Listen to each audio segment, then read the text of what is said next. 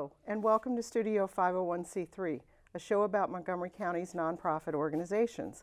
I'm your host, Kim Jones, Executive Director of Nonprofit Village, along with my colleague, Gabrielle Nash, our Operations Manager. In a moment, we'll introduce you to the leader of Asian American AALEAD, a nonprofit that supports low-income and underserved Asian Pacific American youth. Before we begin, we want to take a moment and explain exactly what a 501c3 nonprofit designation means. Organizations that are a 501c3 have been recognized by the IRS as being tax exempt by virtue of their charitable programs, and donors to that organization can write off their contributions. A 501c3 is considered a charity that seeks to promote the public good in one form or another. Gabrielle and I represent one such organization, the Nonprofit Village. We're the DC region's only incubator and shared space for nonprofit organizations. Through our programs and with our partners, the Village helps nonprofits strengthen their effectiveness by providing education, training, consultants, and collaborative opportunities, all within a shared space. We're proud to partner with Montgomery Community Media to highlight some of these hardworking, community-committed organizations working for the greater good. Today, we want you to meet the Executive Director of Asian American AALEAD, a nonprofit dedicated to supporting low-income and underserved Asian Pacific American youth. Please welcome Neel Saxena, the Executive Director of Asian American AALEAD. Neel, thank you so much for joining us today. Thank you, Kim, and thank you, Gabrielle. I'm excited to be here. We're excited to have you. So, to get us started, I know Asian American AALEAD has been around for 20 plus years at this point, and you guys have an impressive list of programs and activities that you offer to underserved Asian and Pacific American youth. So can you tell us about some of those specific programs and some of the results that you have seen since you've been serving this population? Absolutely. So our main program is our after-school program. In the after-school program, we focus on 3 different areas. One is identity development, where we are supporting young people in growing in their identity and to build their confidence. The second piece is educational empowerment. What we want and what we hope for our young people is that they be able to set goals and be able to achieve those goals. And the final piece is leadership opportunities. For many of our youth, they're not really afforded leadership opportunities because of different stereotypes within the Asian American community and with the broader community. And so we provide them various leadership opportunities within our programs to grow as individuals.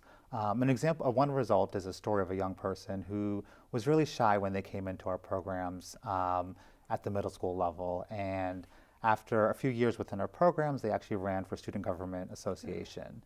And so I think that's the real impact that we see with our programs. That's a great example. So when you talked a little bit about identity, what do you mean by identity? Give us some examples of how you work in that area with the youth. Yeah, absolutely. So we are supporting low-income Asian American youth, and our identity development isn't just about their Asian American identity. I think that's one of the misnomers about our programming. Mm-hmm. It's the full identity of that individual. Mm-hmm. And so within our programs, we provide a space for young people to explore that identity. They may not get that opportunity at home, they may not get that in their community or at school, and so this is a space where they can connect with other young people and be able to explore that with a staff person. And where are some of these spaces that you talk about? Sure, so all of our programs are based in schools, and so one of the things that we find important is to have the young people, the students, really be connected to the school community as well. And so it's important for us to have it in the school so they can use the resources of the schools as well. A lot of times during the school day, they're focused on their academics, and so this is an opportunity for them to connect to the school community. Good. Can you also tell us just a little bit about how the organization came about, where it stems from? Yeah, so we first started actually in Washington, D.C. We were a very neighborhood grassroots organization, really finding a space for those young people to have a place to go to. Mm-hmm. At that time, there was a significant gang and drug problem within the city, and so for young people, they were just looking for a space to belong. And so they were attracted to the sense of community that gangs would provide them. And so AALEAD was born out of an opportunity to share something positive. When we first started, most of the programming was intervention programming. As we evolved through the years, we felt, well, why can't we prevent some of the issues that go on within the low-income Asian American community? And we really took a look at what is missing within after-school programs, mentoring programs, and summer programs. And those were the three areas that we cover, which is identity development, leadership, and educational empowerment. And so our programming evolved from an intervention program to now a prevention program, where if young people are confident, have leadership skills, have goals, and know how to set them, we believe that they will be successful in life. So there are a number of other nonprofit organizations and community-based organizations that work in youth development, and they're all necessary programs. Obviously, yours is a little bit innovative. What would you describe as that innovation? I think it's two things. One is the focus of our youth. So we are the only organization supporting low-income Asian American youth.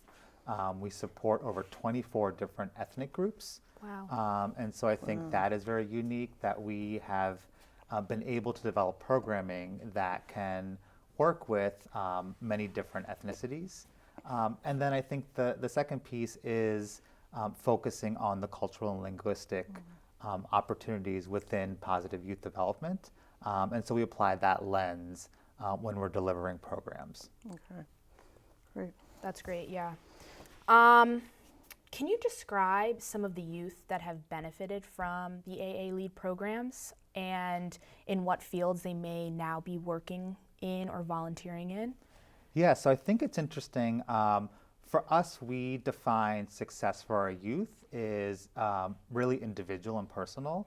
And so we don't take the traditional model of success is that they're working at a big corporation or they're working at some type of very high level job. I think for us, some of the metrics that we look at is how are they doing in life? So we have one individual who opened up a nail salon. We have another individual who was able to navigate and help out their family. We have some who are attending school, supporting their family and attending school. So they have identified and built the confidence to figure out their own path and move forward in those paths. Sure.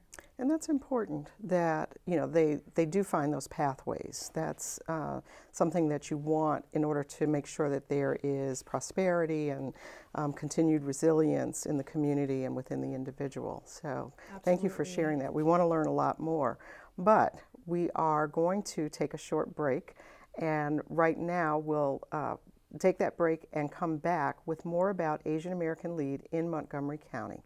You're watching Studio 501c3 on Montgomery Community Media. Please stay with us.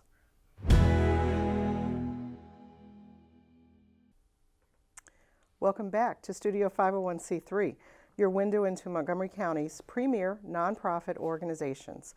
I'm Kim Jones, Executive Director of Nonprofit Village, along with Operations Manager Gabrielle Nash. We are talking to the Executive Director of Asian American Lead, Neel Saxena. Okay, so Neel, to jump right back in, we touched on what some of your youth do post programs, but are there other ways that you continually try to engage with them, whether it's bringing them back as mentors or just having them come and visit from time to time? What are ways that you engage with them even after they complete their grade school? Yeah, so one of the things actually is as we connected with young people, so we have predominantly been a K through 12 program for most of our time. One of the things that we saw is our young people in college and community college needing more support. And so we've expanded some of that programming to support young people with mentors at the local universities. And so one of the things that we've done is expanded our programming to provide and continue to provide support for the mentors. I think the other space that we do with our alumni who, since we've been around for 20 years, a lot of them have now families and young people. And so a few years ago, we started an event called Family Day, where we bring all of our young people back to connect with the current youth. And so our current youth are invited, mentors, volunteers, previous board members, staff, and it's just an opportunity to connect with each other and explore different opportunities about what the AALEAD experience was. Sounds like a lot of fun, too. Yes. Yes, Yeah, so I'm what do sure. you do during the Family Day activities? Yeah, so like I said, it's just an opportunity to connect, and so it's pretty much a carnival. We have food, different games, a lot of things to connect with each other, and then we always have some type of art experience where current and previous young people can get together and do some collaborative art project that we usually keep, and they can reflect on their experiences. Great. I want to get one quick question in. So, Asian American Lead has been recognized by a number of organizations: Catalog for Philanthropy, Raise DC, Asian American Chamber of Commerce, Nancy Dworkin Award. There's plenty of others. What do some of these awards mean to the organization? I think what it really means is that we are having an impact on our youth. So I think, one, that they recognize that our young people matter. I think that's very important, that they would take the time to recognize an organization that supports our young people. And I think it also recognizes the hard work of the staff who are supporting these young people. So when I look at awards, I'm often the one receiving the award, but the true value of the awards is the work that the youth put in the programs and the staff. And for those that are interested in learning more about AALEAD or even getting involved with some of your programs and services, can you talk about ways that people can get involved with the organization? Sure. So we have volunteer and mentoring opportunities. So our volunteer program depends on what the need is within the program. So those can range from coming in and supporting a staff person with behavioral management, if there are a lot of young people in the program, to all the way to potentially delivering a program or delivering a workshop. And then our mentoring program is a one-on-one mentoring. And so young professionals would come in and support an individual and walk them through different things. Yeah. Sorry, we're so out of time, but this has been so interesting. That's all the time we have. We want to thank our guest, Neel Saxena from Asian American Lead in Montgomery County, for being with us today. We hope you'll visit their website at a-lead.org. And we hope you will join us next time on Studio 501c3, your window into the world of nonprofits in Montgomery County. I'm Gabrielle Nash, Operations Manager of the Nonprofit Village. And I'm Kim Jones, Executive Director of the Nonprofit Village. Thank you for joining us again in Studio 501c3. We hope to see you again next time.